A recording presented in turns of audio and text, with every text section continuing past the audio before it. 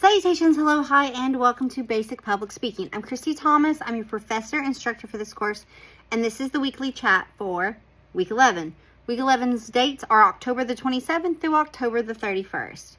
So what we're going to discuss first is what lessons should be looked over this week, and then we're going to discuss the storytelling speech that is due at the end of the week, which we talked about last video and which has been opened up now for a few weeks at modules. So let's go ahead and get into it. So for this week, I had on there, it says delivery style. And what that means in my version of public speaking is this is your nonverbals. So there's going to be a couple modules open for this. It says nonverbals of public speaking, and in it you're going to find several Word documents, PowerPoint presentations, publisher PDFs, and video chats.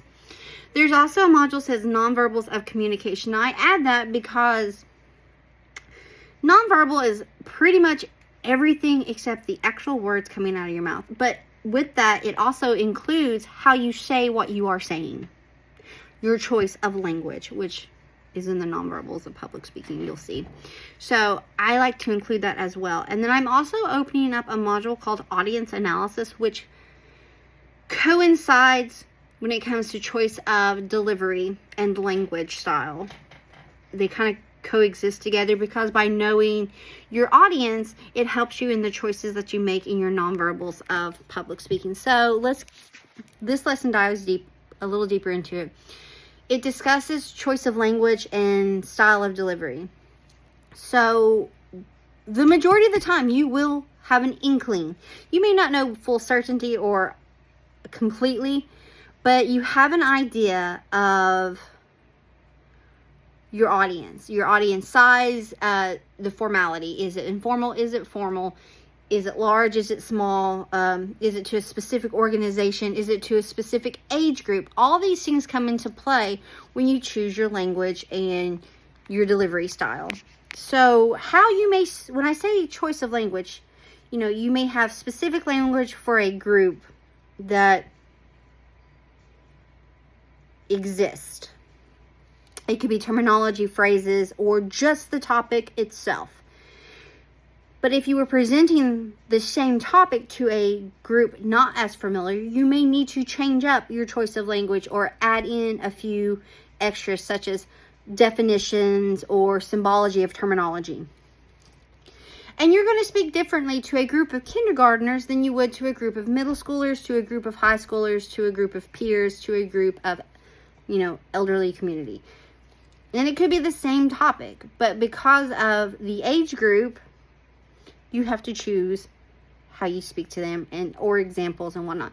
So all that falls into, so it really dives deeper into the discussion of the nonverbals, which is just your choice. It's your delivery style. It's how you present yourself, your choice of language, how formal you yourself are in the delivery. You could be more lax and more chill in your speaking tone and speaking voice, depending on whom you are speaking to. But if you're speaking to, say, a group of professors or teachers or a council or a boss, you may choose to speak in a more formal tone. See, again, an audience analysis falls in that. That's why I'm going to open up that. I had it slated to look at later on, but I realized that the two really coexist together, so it makes more sense to open them up together. So audience analysis just breaks down how to go about really using the knowledge of your audience to help you with your speech itself. So that is the world of week 11's lessons. So there's nonverbals of public speaking, nonverbals of communication, which is just an add-on and kind of dives deeper into how nonverbals work. And again, nonverbals is choice of language, your tone, intonation, but not only that, presentations, how you dress yourself, how you present yourself, how you hold your body language, your proximity to whom you're speaking to, all that falls into nonverbals. I said body language, but all that falls into it as well. And then, of course, audience analysis kind of coexists with the nonverbals. So check all that out. fun stuff. Now, this week you have due your second storytelling speech, and it's due on Friday, October 31st by 5 p.m. Happy Halloween. And it is fall Halloween themed topic. I'm not going to go into crazy detail because I kind of ranted about it the last video, but if you haven't checked out that video nor checked out the module, please do so. But the description, and remember, it's storytelling. The only thing that do is a video of yourself delivering the speech. That is the only thing do. There's nothing else do with the speech because it's a storytelling speech. You are to discuss anything that could fall under the fall Halloween genre. It could be why you love the season. Maybe there's things that happen in fall, you know, apple picking, pumpkin patches, hay rides, corn mazes, all that stuff. Football, you know, those things typically happen in the fall. Fall festivals, stuff like that. Maybe that's why you really just love doing these things, and that's why fall is the best in your mind. Tell me why. It falls under the genre. Perhaps you love carving pumpkins. Perhaps you love the options of shows and movies to watch during Halloween fall season. You know, maybe you're really into spooky stuff and you like watching it. You could talk about your favorite show. You could talk about your favorite movie. There are obviously, horror genres in television and film and books and music and writers and musicians that, you know, people consider to be more of the fall, well, more of the spooky Halloween world. Fall stuff, you know, like Gilmore Girls is a show that's considered fall. I like Gilmore Girls. But it doesn't have to be like super scary stuff. It could be, maybe you're into animated, like there's a lot of animated, kinder, gentler, not as scary that people love in the fall Halloween world. So if you think of it like Scooby-Doo, other cartoons in fall like Gravity Falls, Over the Wall, I think is what it's called. All that falls into it. Hocus Pocus, Nightmare Before Christmas, Coraline, Corpse Bride, Norman, Monster House. They play Monsters Incorporated. You know, Legends. I'm going on a tangent. You can talk about any about that. You could talk about your favorite costume. You could talk about the superb candy if you were go trick-or-treating. Like maybe there's a treat. But some people love popcorn balls. You could talk about your favorite food that maybe you only really dive into in the fall. Think of football, tailgating season. Some people, there's food. You can have it all year round, but for some reason it just really hits during like football season. Like, oh, this dip is so great. Like, blah, blah, blah, you know. Maybe you could talk about that. You could talk about you could talk about destinations. It could be a great place to go visit that's fall themed. You know, think of farms, pumpkin patches and stuff like that.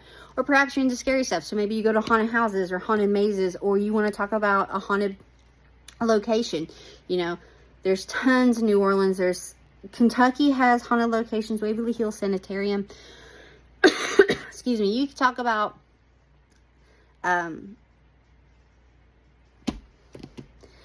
words are hard and it left me.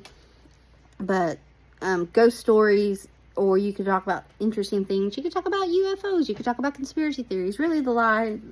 You could talk about if you're really into like Halloween makeup. Maybe you want to tell us how to make yourself look like an undead zombie, or you know how to create gashes on your face using stuff from around the house. Whatever. If it's fall or Halloween, spooky, nostalgic, talk about it. Like I said, you can talk about your favorite costume or a favorite memory that happened in the fall or, you know, Halloween time. Sky's the limit. So, again, the only thing to do with that speech is you yourself delivering the speech. That's due Friday, October 31st by 5 p.m. Happy Halloween. After that, your next speech is not due till November 14th, and that is your third main speech. We'll talk about that in a future video. So this week, you're looking over nonverbals, audience analysis world. Check that out. It just kind of gives you a really better inkling on things that you don't even think about, but can affect your presentation and your speech itself. So, and a lot of times, a lot of us don't think about the nonverbals. That we don't think about how we're coming across. We couldn't actually mean one thing, but our body is saying a completely other.